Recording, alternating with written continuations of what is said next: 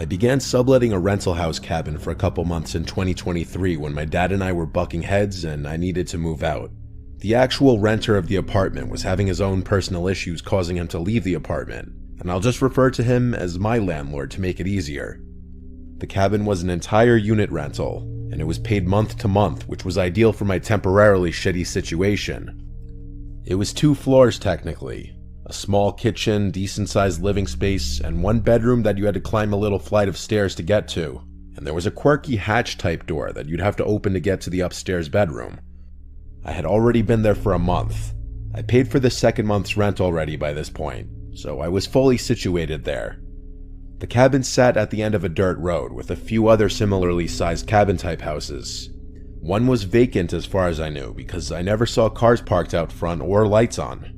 The other houses, well, I never met the neighbors, but I knew people lived in them. I work 12-hour shifts sometimes, and when I get home, I'm completely exhausted and will just go straight to bed and watch TV until I fall asleep. This was one of those nights. I got home, made a peanut butter and jelly sandwich and a protein shake as my late-night dinner, then went to bed. I always shut the door on the floor every night. I find myself to be uncomfortable at night, having the entrance to your bedroom opened. Something about it makes me feel exposed or vulnerable, though this door on the floor didn't have a lock. This cabin was made for 1 person or a couple. I was watching TV in bed when I heard it. A voice from down below, saying, "Who's up there?" I instantly felt my heart stop for a second as I shot up to an upright position. It sounded like it came from inside the house, but it also could have maybe come from outside. I grabbed the TV remote to turn off the TV. I crawled over to look at the circular window above the bed. I didn't see anyone out there, but it was also very dark. I said, "Who's there?" And the deafening silence that followed afterwards led me to getting off the bed and putting my hand on the handle to the door. I lifted the door and looked down the staircase. I actually said my dad's name, thinking maybe he came over. When there was no response, I walked downstairs. I was extremely scared. I flicked on the first light switch I passed. The living room lit up. As I expected in the back of my head, there wasn't anyone down there. I was still chalking this up to someone from outside. I turned on the front outside light and looked out the windows, and there wasn't anyone in front. By this point, I was really confused. I turned off the living room light and climbed the stairs back to my bedroom, shutting the door on the floor. I was pretty awake now, so I turned the TV back on, and not even 5 minutes later, I heard pounds on the bedroom door from below. They sounded angry or like they were supposed to scare me. If there was any doubt before, this confirmed it. Someone was in the house. I left the TV on this time and just stayed completely motionless because I was genuinely too scared to move an inch. The scariest part was whoever was down there could easily open the door as there was no lock. I laid silent for about 20 minutes, and once I felt comfortable to move, I looked for my phone, and of course, of all times, it wasn't on my nightstand. I couldn't find it. I may have left it downstairs. So I opened the door of my bedroom and looked down the stairs. With the constantly changing light from the TV screen, I could see just a little bit down the stairs to the living room. So I went down the stairs quietly, and when at the bottom, instead of turning on any lights, I ran out the back door barefoot and ran to the nearest neighbor's house where I knew people lived, and I saw their lights were on. I knocked on the door a bunch of times, and then I noticed someone at the window next to the door, looking at me. I didn't know how long they had been watching me. I yelled through the glass explaining what happened, that I'm his neighbor, and that I need a phone to call the police.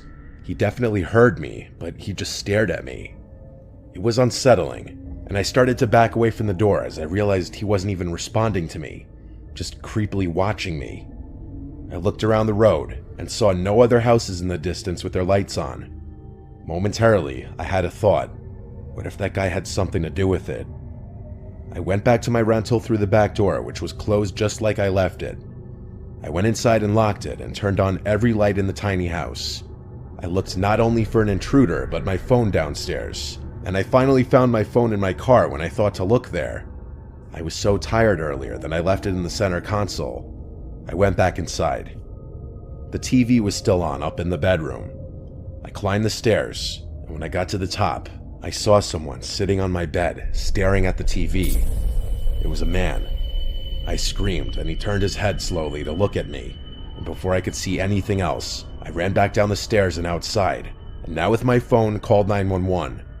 I sat in my locked car watching the house on the line with 911, and I saw someone walking past the backyard of the house, disappearing into the woods. I told the operator this. When a police car arrived, the one officer checked the house and upstairs room after I told him that I saw someone, most likely the intruder, walk away into the woods.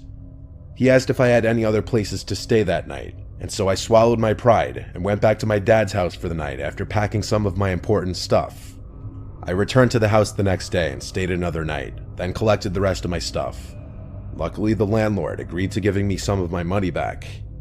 He asked me what the man looked like, and after that, he didn't ask any more questions, which to me is pretty sus. Something was unusual in that situation, from that creepy neighbor ignoring me to the landlord's random urgent need to move out, to someone full-on breaking into the house. Maybe it's all connected, or maybe I'm overthinking it.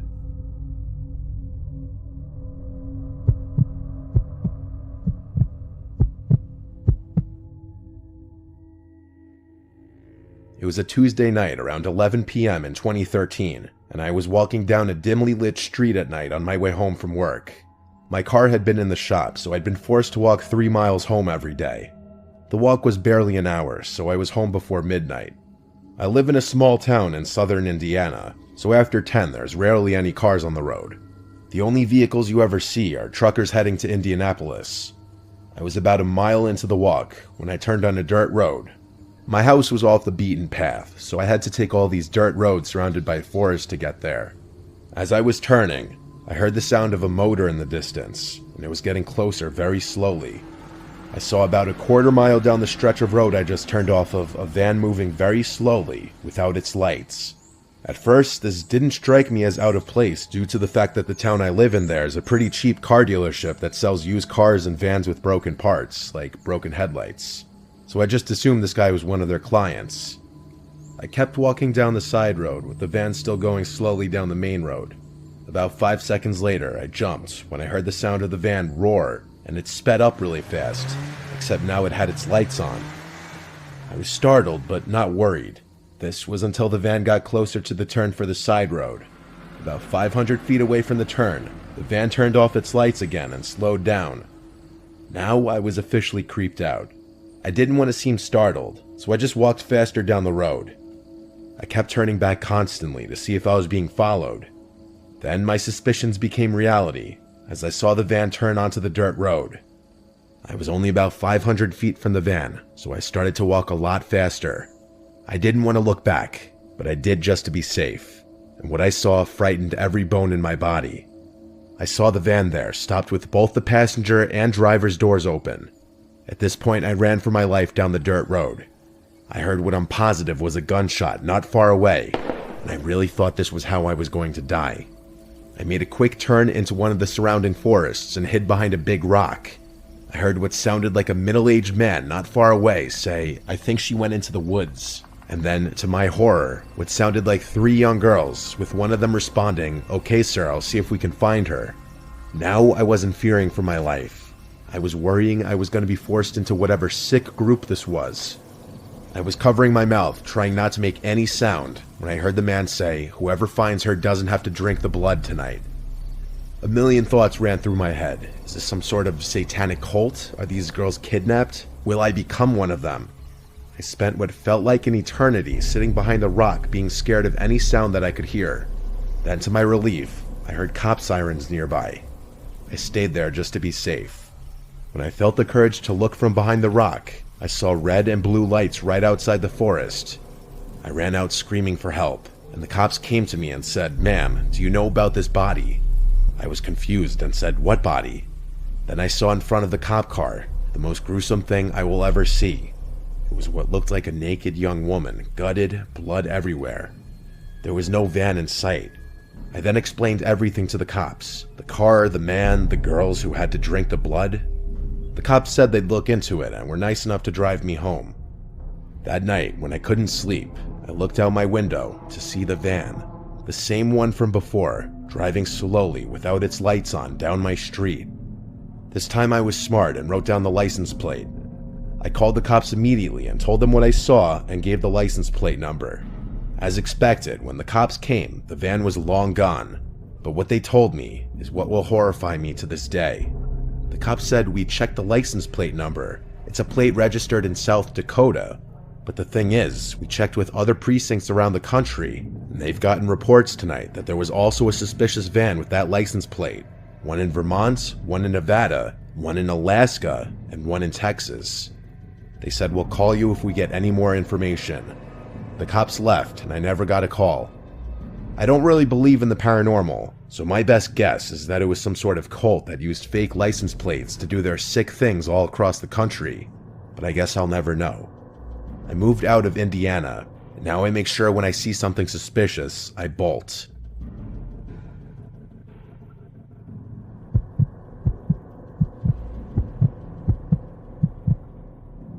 My wife and I live in a normal suburb. We have normal jobs, normal lives, next to normal neighbors. We live the, I guess you'd say, standard American lifestyle that most of us are taught by our parents to achieve. Me sitting down to write this story is already saying something because I'm not a writer. The last time I typed something out this long was the last paper I wrote in college. But something happened not that long ago that no one can explain, and it still scares us to this day. My wife Gianna and I had a normal day, and after work, we decided to go out to eat for a change, and we got back around 9. We don't stay up very late on work nights, so by 9:30 we were brushing our teeth getting ready for bed. By 10 o'clock, we were in bed, and we usually shut the lights off at 11. We either read our books or watch our show. Tonight, we were watching our show. Then the phone rang. Gianna told me not to answer it. Anyone calling at this hour can't be good news. I agreed with her, but for that reason, I said I should pick it up in case it's an emergency. So I reached over for the phone next to the bed to pick it up, but it stopped ringing before I could actually lift the receiver. That old landline was trash. The second a call stopped, the caller ID would disappear, and there wasn't a way to check the call history. Oh well, wrong number. But a few minutes later, the phone rang again, so I grabbed the phone and looked at the screen. It said unknown number. Gianna and I both thought that was unusual, especially past 10 o'clock. I feel that there's a generally accepted cutoff time for phone calls, and that's after 9 p.m. I didn't pick up the phone, but right after it stopped ringing, the phone rang again. Suddenly, it felt like it was an emergency, like God forbid something happened to a relative, so I picked up in a hurry. On the other end, it was the voice of my neighbor, Al. He asked me if I knew that man standing out in front of my house. I said, "What are you talking about?" He told me to go outside and hung up. I found it insanely bizarre the way he'd just hang up abruptly like that. Gianna's face when I told her what Al just said was a look of fear. She said, "Don't go out there." I said, "I'm just gonna look out the window." I went downstairs and moved the curtain a bit to look out to the front lawn. There was definitely no one standing outside. I opened the front door and then the storm door and stepped out to the front stoop. I looked around and looked into the bushes right in front of the house. Nobody. So I got a little annoyed at the idea that Al would prank call us this late on a work night. It also just felt a little out of character for him to do that. I went back to bed and told Gianna that no one was out there and Al was probably messing with us. She was just as confused by that as I was. It just felt bizarre. She told me to call him, and so I did, but it rang and went straight to voicemail. So I left a voicemail saying, "Hey Al, what was that call about? Give me a call back." Then the phone rang. It said unknown caller again. I picked up, and it was Al again, saying before I could even say anything, "Go outside. There's someone standing outside your house." He said it in a calm, slow voice. Then he hung up. I got up and said out loud, "Alright, what the hell is going on?" I told Gianna to wait here. I went downstairs and back to the window. I looked through the curtain, and this time I saw someone standing right at the end of our walkway where it met the sidewalk. He had a hood over his head, effectively covering his face to just blackness. I was honestly shaken. I opened my door and said outside, "Can I help you?" The man just stood in place. I threatened him with calling the police. Then the house phone rang again. I closed the front door and went to the kitchen phone, and this time noticed the caller ID showed my neighbor Al's number. I picked up, and Al said in a much more normal voice, "Hey, I just got your voicemail. What was that about? I didn't call you." I was so confused. I swore to him he just called me twice, telling me about a man outside my house. He sounded even more confused than me.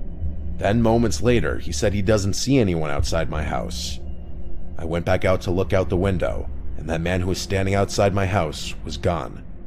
I demanded Al tell me right now if this was a joke, and if I found out it was and he wouldn't tell me, we'd have a problem. Al claimed he was telling the truth, and he's not some immature prankster kind of guy. He's a very low-key, respectful person. I had to put him on speaker so Gianna could vouch for me that I wasn't going crazy, and that we did in fact get 2 calls from someone who sounded just like him. He did the same and put his wife on the phone as well to vouch for him. In the end, what could he really say though, except for it sounds like someone was pranking us. Eventually, we got off the phone, but I was no less horrified than I was before. I had to go back downstairs one more time to hang up the downstairs phone, and so I looked outside one more time. The man was still no longer there. None of us could ever figure out this unexplainable situation.